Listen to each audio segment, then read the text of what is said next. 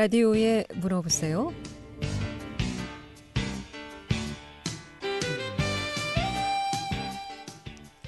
여러분 안녕하십니까? 라디오에 물어보세요. 진행의 김혜정입니다. KBS 온주방송국 라디오에 물어보세요는 매주 월요일부터 금요일까지 우리 생활과 밀접한 다양한 분야의 생활 상담을 해드리고 있습니다. 오늘은 이유민 노무사 모시고 노무상담 특수고용직들의 산재보험에 관해서 알아보도록 하겠습니다.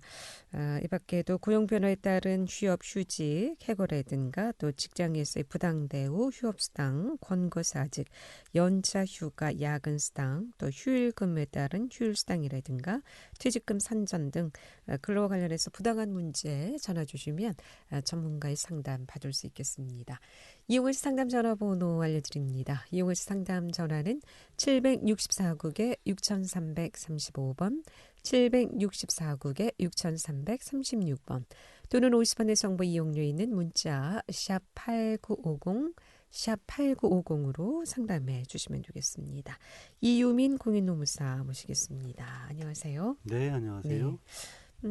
요즘 어떤 변화가 있습니까? 어떤 상담이 좀 많은지요? 아무래도 이제 코로나 영향 때문에 네. 계속 이제 고용 상황 자체가 이렇게 좋은 상황들은 아니었잖아요. 계속인가요? 근데 그나마 좀 많이 낮은 것 같아요. 지금은. 네. 근데 뭐 사실 이렇게 좀 경영 상황이 어려워서 네. 권고사직이 됐던 여러 가지 인사상의 조치들을 취해야 되는 상황이 있었던 사업장들은 작년부터 쭉 여태까지 경유하면서 많은 조치들이 좀 이루어졌던 상황이고요. 네. 그나마 이제 좀 일상화됐다라고 해야 될까요, 코로나가? 그렇죠. 네. 이제는 생활 속에. 조금 노동관계 쪽에서는 좀 정리가 좀 된 분위기, 어느 정도 안정이 좀 된 분위기, 예, 이렇게 볼 수 있을 것 정리될 같습니다. 건 이제 정리가 되고 이제 안정. 작년처럼 뭐 이렇게 해고, 권고사직, 휴업 뭐 이런 부분들이 막 속출하거나 네. 이런 정도는 좀 아닌 상황입니다. 그렇군요. 오늘 특수고용직 산재보험에 대해서 좀 알아보도록 하겠는데 일단 특수고용직이라면 어떤 직인가요? 일단 우리가 일반적으로 근로계약서라는 걸 체결을 하거나 네. 뭐 체결 안 하는 경우도 있겠습니다만은 네. 그 사업장에서 근무를 하는 사람들을 근로자 내지는 노동자라고 이야기를 하잖아요. 네. 그런데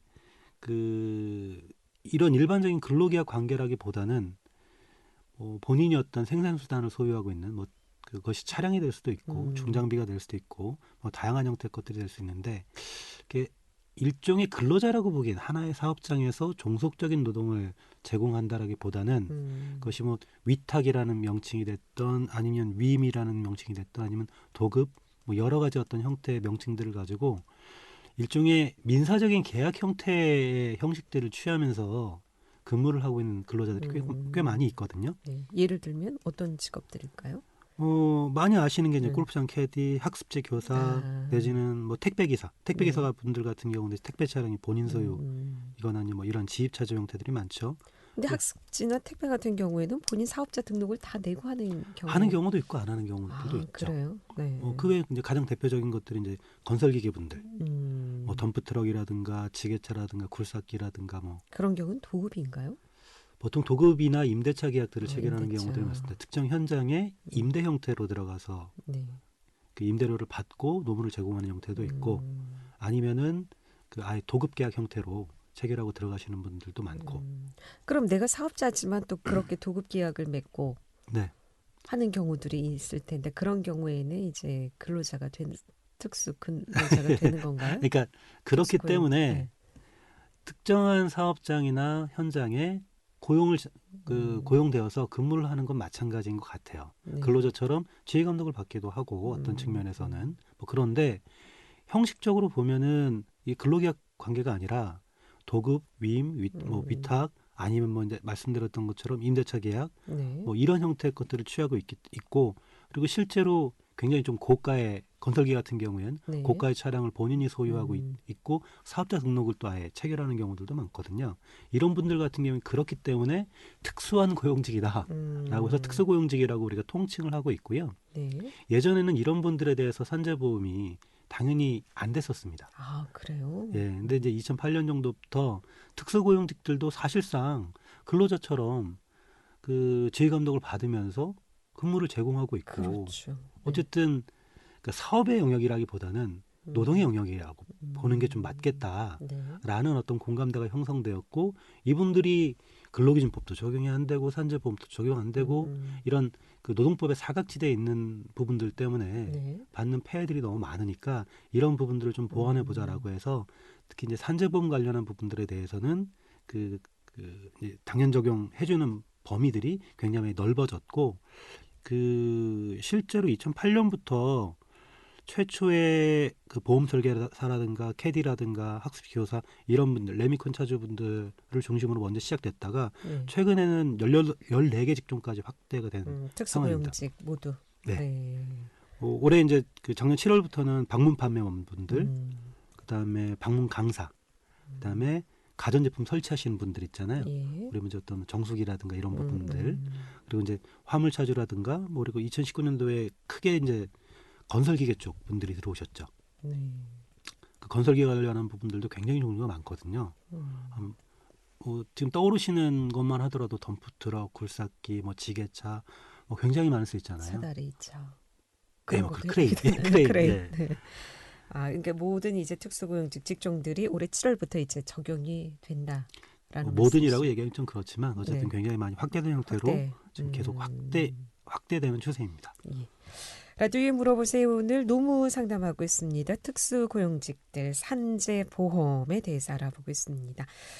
내가 산재보험에 또 가능한지 또 만약에 사고가 났을 때 혜택을 받을 수 있는지 여러 가지 뭐 궁금증도 좋고요. 뭐 퇴직금 산정이라든가 직장 내에서의 뭐 연차 휴가 또 야근 수당, 휴업 수당 또 직장에서 부당 대우 등 관련해서 궁금증 전화 주시면 지금 바로 상담 받을 수 있겠습니다. 이용의 상담 전화 764국에 6335번, 764국에 6336번 또는 50원의 정보 이용료 있는 문자 샵 8950으로 상담해 주시면 되겠습니다. 근데 실제 사고율이 어느 정도 됩니까? 굉장히 많죠. 아, 많아요. 예. 그러니까 뭐 산재보험 그러니까 업무상재 네. 발생률이 얼마나 되냐라고 판단하기는 네. 뭐 통계 자료가 있는 건 아니지만 저는 그 특수고용직들 같은 경우엔 사실은 이동도 많고 어떻게 보면 네. 뭐 그렇기 때문에 사고가 발생할 확률도 굉장히 높거든요. 특히 이제 건설기계 쪽 같은 경우에는 그 사고 위험도가 높은 장비들이잖아요. 어떻게 보면 그렇죠. 그런 현장 자체 그 발생률도 높기 때문에 재해가 발생했을 때 그 이 산재보험을 처리해 줄 거냐 말 거냐에 대한 부분들은 굉장히 이분들한테는 절박한 문제일 수밖에 없어요. 보통 건설 현장에서 사고들 많이 나잖아요. 그러면 보통 이제 일용 근로자들이 많을 텐데 그런 분들의 경우도 만약에 사고가 나게 근데 되면 그거는 거의 문제되지 않습니다. 그런 경우는 문제가 되지 않습니까? 그 건설 현장에 일용직으로 아예 채용돼서 네, 근무하시는 노동자분들에 대해서는 당연히 산재보험이 이제 아. 그 업무 중 재해가 발생하면 다 네. 되는데 문제는 이제 이 특수고용직들이라고 하는 분들에 대한 것들이었거든요. 근데 왜 특히 같은 현장에서 같은 일을 해서 그렇죠. 사고가 나는데 왜 누구는 되고 누구는 안 되고 이게 참 그러니까 지금 제가 하나 예를 들자면 네. 그 산재보험 쪽에서 건설기계에서 건설 현장에서 나가서 근무를 하는 경우에는 네. 법이 또 바뀌어가지고 이 특수고용직들 건설기계 소유주라든가 뭐 도급 계약을 체결하신 분들도 다 산재보험 다 처리가 돼요. 네. 건설 현장 말고 만약에 A라는 그 차주가 네. 뭐 덤프트럭 하시는 분이 있다고 예를 하나 들어볼게요. 이 덤프트럭 분이 특정한 어떤 골재를 운송을 해야 될 의뢰가 들어왔습니다. 네. 그래서 특정 골재 회사 쪽에서 운송을 막 하고 있으면 이건 건설한 현장은 아니잖아요. 그렇죠. 어떻게 보면 골재를 판매하는 회사 쪽이니까 이때는 사실 그 적용하기가 굉장히 힘들었어요. 근데 이 특수고용직 관련한 부분들이 건설기계는 2019년도부터 들어오면서 하나의 사업장에 전속돼서 근무를 하고 주로 이제 하나의 사업장에 전속돼 있어야 됩니다. 네. 이 특수고용직들이. 그리고 타인을 사용하면 안 돼요. 제가 건설기계 덤프트럭을 가지고 있는데 내가 직접 해야 된다는 그렇죠. 말씀이시죠.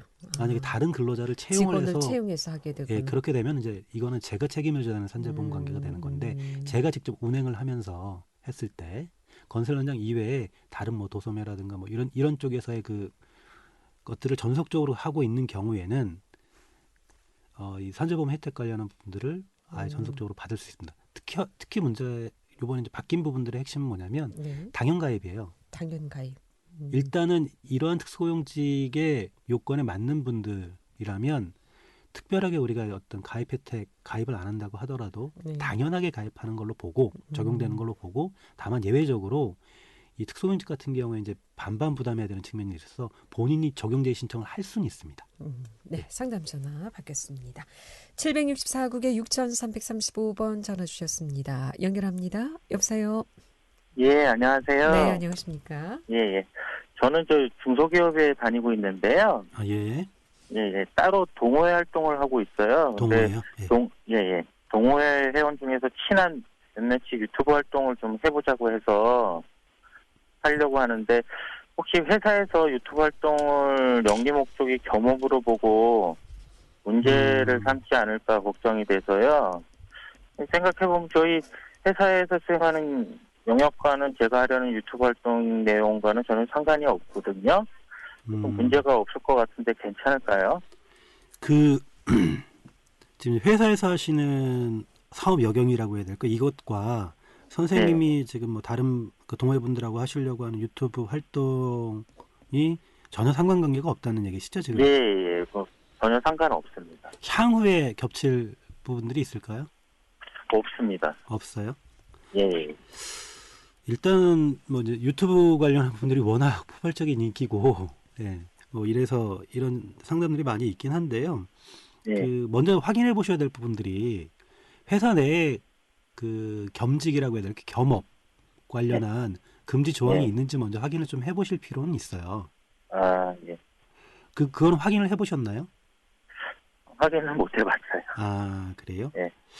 일단 그 예전에는 그 회사 내에서 겸직 내지는 겸업에 관련한 금지 규정이 있는 경우에는 그거를 뭐 회사 쪽에 보고를 안 하고 임의적으로 했을 때 당연히 징계 사유로 본다라고 하는 그 이론들이 많았었습니다.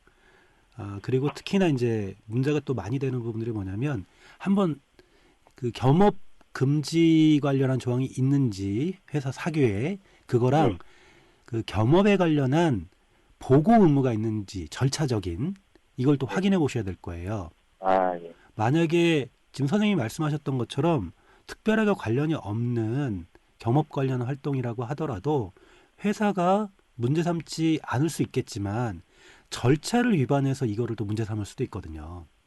보고를 해야 되는데 보고를 안 했기 때문에. 예. 그러니까 그렇지만 어쨌든 이 두 가지를 확인해 보셔서 특별히 문제가 없다면 하셔도 되는데요. 만약에 뭐 이미 이제 활동을 하고 계시는 분들도 있을 수 있어서 참고로 말씀드리자면 그 회사 내규에 경업 금지 의무가 있고 절차가 있다라고 하더라도 무조건 그것이 징계 사유가 된다라고 보기는 좀 어렵습니다. 이게 좀 바뀌었는데요. 그 경영성 관련한 부분들이 만약에 뭐 유튜브 예를 들자면 유튜브 활동이 회사의 어떤 특정 직무하고 상관이 없다면 영향을 미친다고 볼 수는 없잖아요. 다만 이 활동을 통해서 뭐 밤새도록 그 유튜브 활동을 하셔갖고 정상적인 그 다음날 업무에 지장을 미친다거나 아니면 예를 들자면 뭐 유튜브 하시면서 댓글을 달거나 뭐 채팅을 하거나 뭐 이런 활동들을 하실 수도 있을 텐데 그런 부분들이 뭐 근무 시간 중에 이루어졌다라고 하는 부분들을 회사가 확인한다거나 그러니까 정상적인 그 본업 자체에 부정적인 영향을 미칠 수 있는 부분들이 발생한다면 당연히 그거는 징계 사유가 될 수 있겠죠. 그런데 그런 부분들이 아니라고 한다면 무조건적으로 이것이 금지되거나 징계 사유로 된다라고 보지는 않습니다. 그리고 일단은 그래서 그 부분들을 먼저 좀 회사 쪽에 그 사규 안에 겸업이라든가 어떤 영리활동 관련한 부분들의 금지 의무가 있는지를 확인하시고요. 규정이 있는지. 그리고 그 보고 절차 관련한 부분들이 있다면 먼저 사전에 회사의 인사 담당자라든가 뭐 대표분한테 이 활동에 관련한 취지라든가 이런 부분들을 먼저 그 보고를 하시거나 그 양해를 구하시는 것들을 해 놓는다면 향후에 문제가 될 소지는 없으리라고 생각을 합니다. 예. 아, 예. 감사합니다. 네, 고맙습니다. 근무 시간에 안 하고 근무 시간 외적으로 하는 것도 이게 신청을 해야 되고 승인을 받아야 됩니까? 회사 쪽에? 아마 여기 회사도 지금 겸직 의무 있지 않나요? 저희는 겸직하게 되면 사전 이제 신청을 해서 승인을 받아야 네네네. 할 수가 있고요. 네네네. 승인이 안 나면 할 수가 없습니다. 네, 그리고 그러니까, 얼마 전에 이런 일도 있었어요. 아나운서가 유튜버를 하다가 광고 수입을 네네네. 부당 수익을 네네네. 받아서 징계 처리가 되거나 네. 그런 경우는 있더라고요. 그러니까 사실 겸직금지 의무라고 하는 부분들 자체는 헌법상에 직업 선택의 자유가 있잖아요. 그렇죠. 예, 이거하고 충돌하는 측면들이 있을 수 있거든요. 근데 요즘 워낙 또 유튜버들이 많으니까. 또 공무원들 같은 경우도 예전에는 겸직금지 관련한 의무들이 명백하게 있었어요. 그런데 이게 좀 바뀌었습니다. 근데 또 업무 관련해서 또 유튜브 하는 건 또 허용하고 있지 않습니까? 그러니까 공무원들 같은 경우도 그 내규상에 원래 겸직금지 의무가 이제 인사규정상에도 있었지만 그 내규상으로 또 바뀌었어요. 그래서 그 현재 수행하고 있는 직무에 부정적인 영향을 미치지 않고 예? 뭐 그럴 가능성 자체가 없거나 뭐 이런 부분들이 허용된다면 인정된다면 겸직을 또 허용해 줄 수 있는 걸로 바뀌었습니다. 그래서 최근에도 이 겸업 관련한 유튜브 활동 관련한 부분들에 대한 질의가 굉장히 많은데요. 그러니까 우리가 좀 생각해야 될 것들이 당연히 겸업은 할 수 있어요. 그런데 경업은 안 되겠죠. 경쟁 관계에 있는 업체 활동을 한다거나 아니면 본인의 활동들이 회사의 이익을 침해하는 내지는 본인의 근로 제공 자체에 부정적 영향을 미칠 수 있는 부분들이 있다면 뭐 그것은 당연히 안 되겠죠. 특히나 경업 관련한 경쟁 관계에 있거나 향후에 경쟁 관계에 있을 수 있는 활동들이 발생할 수 있다면 그런 부분들에 대해서는 당연히 금지 의무들이 그 규정이 없다라고 하더라도 형성된다라고 보는 겁니다. 원칙은 헌법상 직업 선택의 자유가 있기 때문에 다른 활동을 할 수 있다라고 보는데 다만 그러한 헌법상의 자유를 제한해야 될 필요성들이 있는 경우들이 있을 수 있는 거 아니겠습니까? 경업활동 관련한 부분들에서 회사의 어떤 이익을 침해한다거나 아니면 근로자가 가장 주된 의무는 정상적인 직무를 제공해야 될 의무잖아요. 그 부분들 자체를 영향을 미치는 활동들을 했다면 그 부분들은 당연히 징계사유, 성실 의무 위반. 그럼 같은 직무와 관련해서 다른 직업을 또 갖는 경우 이런 경우는 어떻습니까? 회사 쪽에 허용을 받아야 된다고 저는 봅니다. 그렇죠. 왜냐하면 그러니까 동일 직무 이런 케이스가 하나 있었는데요. 지금 당장의 어떤 사업의 영역하고 겹치진 않아요. 그런데 향후에 이 회사가 진출할 수 있거나 이익을 창출할 수 있는 영역에서의 활동들을 미리 선점해서 활동을 하는 거예요. 특정 뭐 임원이 실제로 그랬던 케이스가 있거든요. 이 케이스 같은 경우에는 회사 입장에서는 지금 당장의 영업의 이익을 침해한다고 볼 수는 없지만 장기적인 관점에서 보면 회사의 이익을 침해하는 걸로 볼 수도 있는 거 아닙니까? 그런 측면들 때문에 징계 정당성이 인정됐던 케이스가 있거든요. 그렇기 때문에 그 근로자 입장에서 노동자 입장에서는 본인이 어떤 겸업 활동을 하거나 뭐 이렇게 이중취업 관련한 부분들을 하려고 한다면 당연하게 회사 쪽에 그것에 관련한 그 질의를 한다거나 요건 해석을 좀 받아봐야 된다는 말씀이시군요. 왜냐하면 나중에 어떤 징계권 관련한 행사들을 회사가 했을 때 실제로 그러한 어떤 사전에 보고를 하거나 양해를 구하거나 질의를 했던 그 전례가 있느냐 없느냐가 징계권의 징계 자체의 정당성을 판단하는 주요한 기준이 됐던 케이스들이 굉장히 많거든요. 그렇군요. 네네. 라디오에 물어보세요. 오늘은 이유민 노무사 모시고 노무 상담하고 있습니다. 이렇게 직장 내 겸직이라든가 또 요즘 생각지 못한 사례 상담이 있었어요. 유튜버 해도 되는지 뭐 여러 가지 궁금증. 이렇게 뭐 근로자 일을 하시면서 궁금증 많이 있으리라고 생각됩니다. 평상시 생각했던 문제들 지금 상담하시면 상담 받을 수 있겠습니다. 이용하시 상담 전화 764국에 6335번, 764국에 6336번 두 대의 전화 준비되어 있습니다. 11시 34분 지나고 있습니다.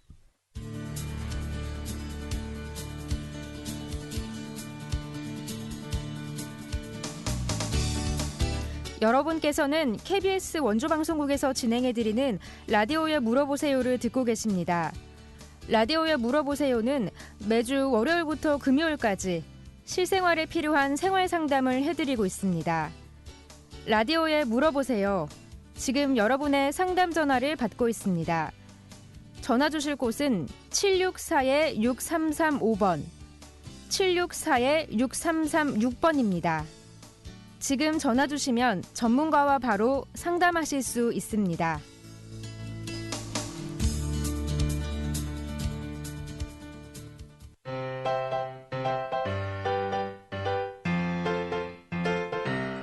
건강정보와 생활정보를 전문가가 직접 상담해드리는 라디오에 물어보세요는 매일 11시 5분부터 40분까지 생방송으로 진행됩니다. 이 방송은 KBS 원주라디오 유튜브 채널을 통해 다시 들으실 수 있습니다.